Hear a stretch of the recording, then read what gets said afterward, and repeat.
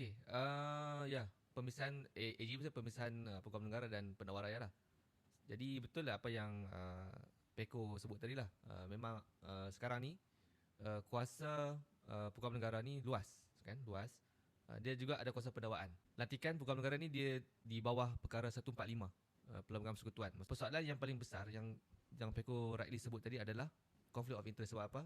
Sebab program negara ini dilantik oleh Yang di-Pertuan Agong atas nasihat Perdana Menteri. Jadi dalam sistem Westminster kan, nasihat Perdana Menteri ni sangat mengikat Yang di-Pertuan Agong lah. Pada Pertuan Agong dia ada beberapa lah yang kuasa budi bicaranya. Beberapa parlimen, nanti Perdana Menteri, dan juga mempengerusikan mesyuarat Majlis Raja-Raja lah. Tapi benda-benda lain semua adalah atas nasihat PM. Jadi kuasa sebenarnya adalah kepada Perdana Menteri. Kan? Jadi beliau ada wujud conflict of interest. Sebab apa? Banyak peristiwa yang berlaku sebelum ini kan. Bukan zaman Anwar je lah, zaman Najib.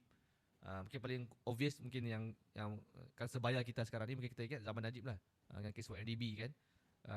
Apabila timbul ataupun berbangkitnya kes YMDB, program negara ketika itu nak siasat YMDB dan katanya dah selesai pun kertas siasatan tu dan implicate Najib lah. Apa Najib buat? Dia berhentikan lah. Tapi dia tak bertindak secara direct lah kan. Dia bagi alasan program negara ketika itu dah tak sihat. Jadi dia pun resign. Tapi kita tahu lah itu ada tekanan politik. Itu taktik dia lah. Taktik dia lah. Ya. Dan lantik program negara yang baru.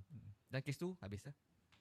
Sebab itulah apabila kuasa melantik program negara ini berada di tangan Perdana Menteri, dan apabila program negara juga ada kuasa menasihati kerajaan dan juga mendakwa, rakyat ataupun terutamanya orang-orang politik pembangkang, dia akan cenderung melihat bahawa apa-apa pendakwaan terhadap pembangkang ataupun apa-apa mana-mana pihak yang kita tak setuju dengan Perdana Menteri kemudian tiba-tiba disiasat kan, dimulakan pendakwaan. Semua pendakwaan-pendakwaan ini dilihat sebagai satu pendakwaan terpilih dan melihat bahawa institusi pendakwaan itu adalah sebagai satu senjata politik kepada Perdana Menteri.